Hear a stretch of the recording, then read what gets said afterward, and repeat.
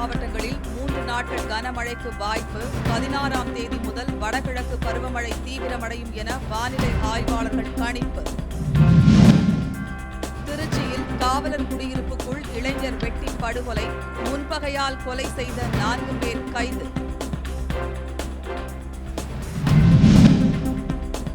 சட்டம் ஒழுங்கு என்ற சொல்லை உச்சரிக்க கூட முதலமைச்சர் ஸ்டாலினுக்கு தகுதியில்லை என பாமக தலைவர் அன்புமணி ராமதாஸ் காட்டம்.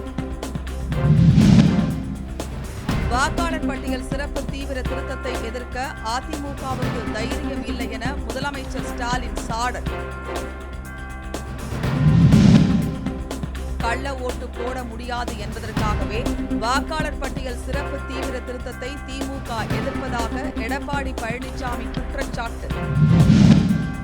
கடலூர் அருகே சிப்காட் பூங்காவுக்கு 1000 ஏக்கர் நிலங்களை கையகப்படுத்தும் ஆணையை திரும்பப் பெறுமாறு அரசுக்கு மருத்துவர் ராமதாஸ் வலியுறுத்தல். பொங்கல் பரிசாக மக்களுக்கு மண்பானை மற்றும் அடுப்பு வழங்க வேண்டும் என தமிழகம் முழுவதும் ஆட்சியர்களிடம் மண்பாண்ட தொழிலாளர்கள் மனு. செங்கல்பட்டு அருகே தொடர்வண்டி முன் பாய்ந்து மகளுடன் தாய் தற்கொலை.